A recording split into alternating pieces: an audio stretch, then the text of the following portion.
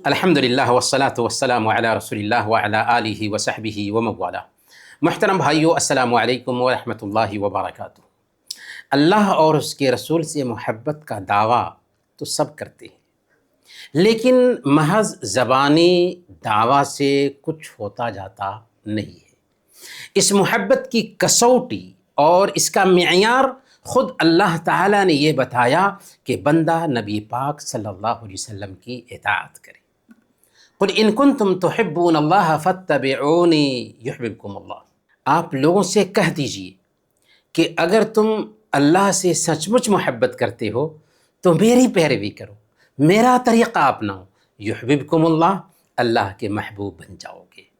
اسی بات کا اقرار تو ہم کلمہ شہادت میں کرتے ہیں، ایک اللہ کی عبادت کریں گے اور ہماری عبادت آخری نبی محمد صلی اللہ علیہ وسلم کے طریقے کے مطابق ہوگی۔ ایک اللہ کی عبادت اور پیارے نبی صلی اللہ علیہ وسلم کا طریقہ۔ یہ بات نوٹ کیجئے کہ اللہ اس بات سے خوش نہیں ہوتا کہ آپ کتنا خود کو تھکاتے ہیں، کس قدر ریاضت اور محنت کرتے ہیں، بلکہ اللہ اس بات سے خوش ہوتا ہے کہ آپ کس قدر نبی پاک صلی اللہ علیہ وسلم کو اپنا اسوہ اور اپنا آئیڈیل بناتے ہیں۔ 3 لوگ آئے تھے امہات المؤمنین کے پاس نبی پاک صلی اللہ علیہ وسلم کی عبادتوں کے بارے میں جاننے کے لیے۔ جب انہیں اللہ کے نبی صلی اللہ علیہ وسلم کی عبادتوں کے بارے میں بتایا گیا تو حدیث کے الفاظ ہیں کأنہم تقالوہا، گویا کہ انہوں نے انہیں معمولی سمجھا۔ پھر ان میں سے ایک نے کہا کہ میں رات بھر قیام کروں گا، دوسرے نے کہا کہ میں لگاتار روزے رکھوں گا، تیسرے نے کہا کہ میں شادی ہی نہیں کروں گا۔ اللہ کے نبی صلی اللہ علیہ وسلم کو جب پتہ چلا تو آپ نے فرمایا کہ میں تم سب سے زیادہ اللہ کا ڈر رکھنے والا اور اس کا تقوی اختیار کرنے والا ہوں، لیکن میں روزہ بھی رکھتا ہوں اور بے روزہ بھی ہوتا ہوں، رات کو نماز بھی پڑھتا ہوں اور سوتا بھی ہوں، اور میں نے شادی بھی کی ہے۔ فمن رغب عن سنتی فلیس منی، جو میری سنت، میرے طریقہ سے اعراض کرے اس کا مجھ سے کوئی تعلق نہیں۔ صحابہ کرام میں عجیب طریقے سے اطاعت کا جذبہ پایا جاتا تھا۔ حرمت شراب کا جب اعلان ہوتا ہے اور مدینہ کی گلیوں میں اس حوالے سے اعلان کیا جاتا ہے تو صحابہ کرام فوراً شراب نوشی سے توبہ کر لیتے ہیں، شراب کے مٹکے پھوڑ دیتے ہیں اور منہ سے لگا جام بہا دیتے ہیں۔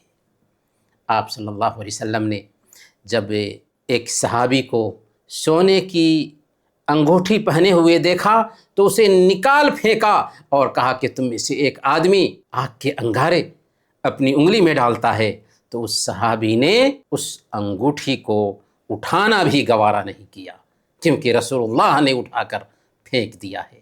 اپنی بیٹی کو سونے کے 2 کنگن پہنانے والی صحابیہ نے جب سنا کہ اگر اس کی زکوٰۃ ادا نہ کی تو کل قیامت کے دن ان کے بدلے آگ کے 2 کنگن پہنائے جائیں گے، تو اس نے اسے فوراً اللہ کے نبی صلی اللہ علیہ وسلم کی خدمت میں پیش کر دیا اور کہا کہ یہ دونوں اللہ اور اس کے رسول کے لیے ہیں۔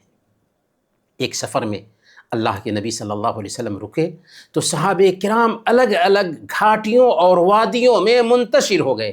آپ نے فرمایا ان گھاٹیوں اور وادیوں میں تمہارا منتشر ہونا شیطان کی طرف سے ہے۔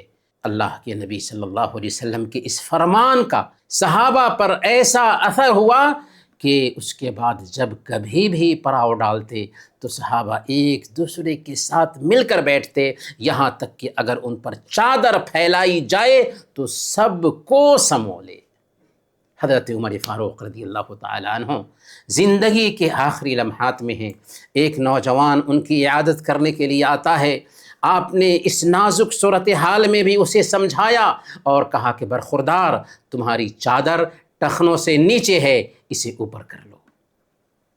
بھائیو، یہی وہ اطاعت کا جذبہ تھا کہ جس کی وجہ سے وہ سرخرو ہوئے، دنیا پہ حکومت کی، دنیا ان کی کنیز بنی، اور آج ہم اسی لیے ذلیل ہیں کہ ہم قدم قدم پر اپنے نبی کی مخالفت کرتے ہیں۔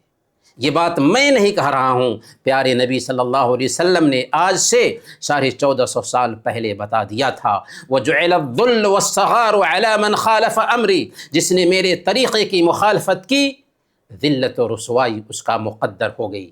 یاد رکھیں، دنیا میں کامیابی اور آخرت میں نجات ڈیپینڈ ہے نبی پاک صلی اللہ علیہ وسلم کی اطاعت پر۔ تو عہد کیجئے کہ ہم پیارے نبی صلی اللہ علیہ وسلم کی ہر حالت میں اطاعت کریں گے۔ اللہ تعالی ہمیں اس کی توفیق عطا فرمائے، آمین۔ وصلی اللہ علی نبینا محمد وعلی آلہ وصحبہ اجمعین۔